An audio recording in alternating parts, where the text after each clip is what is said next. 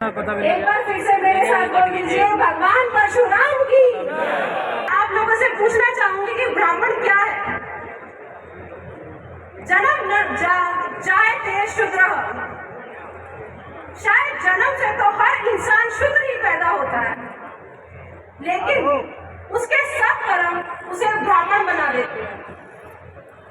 ब्राह्मण का अर्थ है ब्रह्म जानती ब्राह्मणे, अर्थात जो परोपकार की बात करता है वो ब्राह्मण है, जो सनातन धर्म की बात करता है वो ब्राह्मण है, जो भक्ति भाव सिखाता है वो ब्राह्मण है, जो भारतीय संस्कृति को जागृत किया हुआ है वो ब्राह्मण है,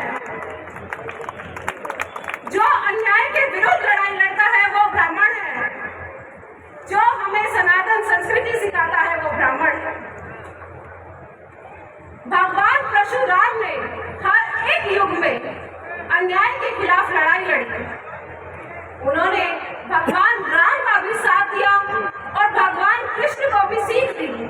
उन्हें अस्त्र शस्त्र की शिक्षा दी और उन्हें बताया, हे प्रभु, आपने बांसुरी तो बहुत बजा ली, बहुत लीलाएं कर ली, अब वक्त आ गया है दुष्टों के संहार का, जिसके कारण आपने इस धरती पर जन्म लिया है। आपके जन्म को साकार करने का समय आ गया है।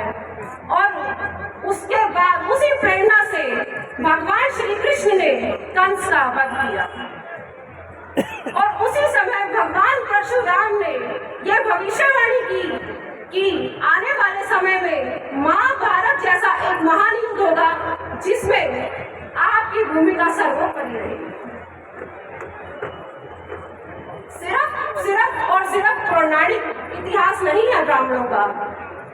ब्राह्मणों को किंग मेकर तो कहा जाता है, लेकिन उन्होंने कभी सत्ता का लोभ नहीं किया, लेकिन उस पर कलंक नहीं दे दिया। बाजीराव पेशवा की एक बात मैं आप लोगों को बताना चाहूंगी।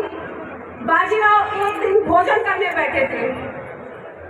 बुलंद शाह के राजा छत्रसाल का उनके पास पत्र आया कि जैसी मेरी मगरमच्छ के मुंह में जैसे हाथी की दशा हो जाती है, वैसी दशा मेरी है और मुझे आकर बचा लो। भोजन पूरा किए बगैर वो उठ गए। सेवकों ने कहा, आप भोजन पूरा कर लीजिए। तो बाजीराव ने कहा, अगर मैंने आज भोजन कर लिया तो इतिहास कहेगा एक क्षत्रिय ने मुझसे मदद मांगी और एक ब्राह्मण भोजन करता रह गया। महाराष्ट्र से लेकर बुंदेलखंड तक की 10 दिन की दूरी थी उस समय में, लेकिन बाजीराव ने अपने घोड़े पर 48 घंटे में वो दूरी पूरी कर ली और फंगस का धड़ सर से अलग कर दिया।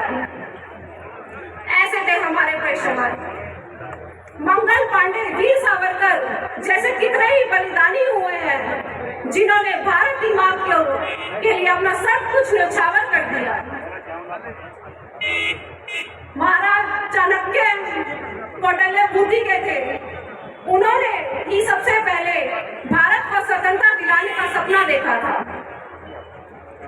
ऐसे ही ना जाने कितने विद्वान हुए हैं, जिनके लिए कहा गया है, जात ना पूछो ब्राह्मण की, जात ना पूछो ब्राह्मण की, पूछ लीजिए ज्ञान। जात ना पूछो ब्राह्मण की, पूछ लीजिए ज्ञान। मोल करो तलवार का, पड़ी रहने दो म्यान। हरियाणा में हमारे एक से एक कवि हुए जो ब्राह्मण थे। हरियाणा के शेक्सपियर कहे जाने वाले, हमारे कालिदास कहे जाने वाले पंडित लक्ष्मीचंद को कौन नहीं जानता। उन्होंने कविता और रागनियों के आधार पर हरियाणा की संस्कृति को इतना गौरवशाली बना दिया। मैं तो ये कहना चाहूंगी कि हमारे तपस्वी ब्राह्मणों के ही कारण आज अयोध्या में जो राम मंदिर बन रहा है वो आप लोगों की ही देन है। आज अगर भारतीय संस्कृति को कोई जीवित किए रखा है तो हमारा समाज जीवित रखा है।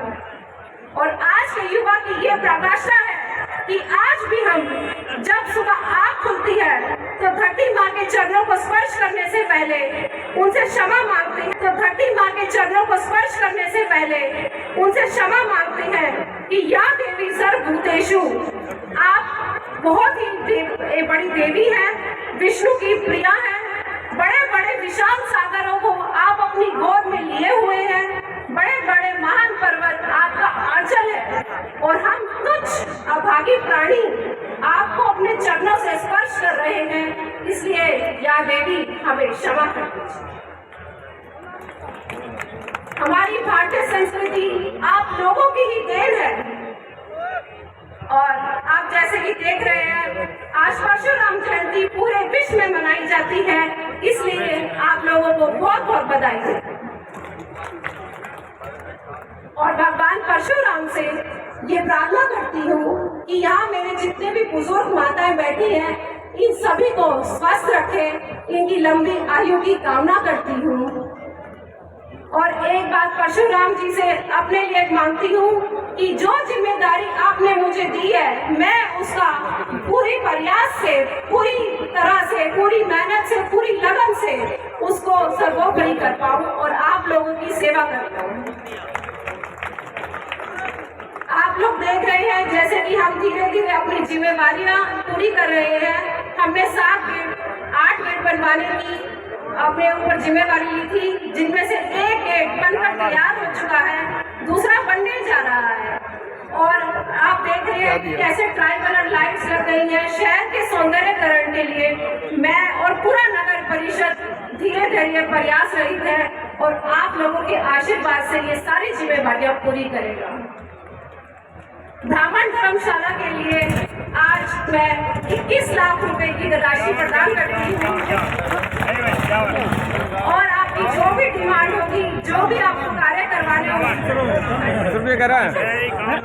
31 कर देंगे, 10 लाख रुपए तो उसमें लाइब्रेरी लगा देंगे, 21 लाख में लगा देंगे, और ये तो लगभग 13 को देखते हैं। अगर आपको फिर 31, चलो ये राशि बढ़ाकर 31 लाख कर दी जाएगी, और उसके बावजूद भी अगर आपको कभी भी हमारी जरूरत हो तो आपकी ये बेटी हमेशा आपके पास खड़ी रहेगी।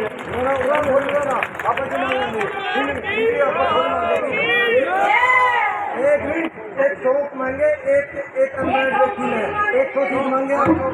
जी बिल्कुल, हम चंद्रशेखर आजाद चौक भी जरूर बनवाएंगे।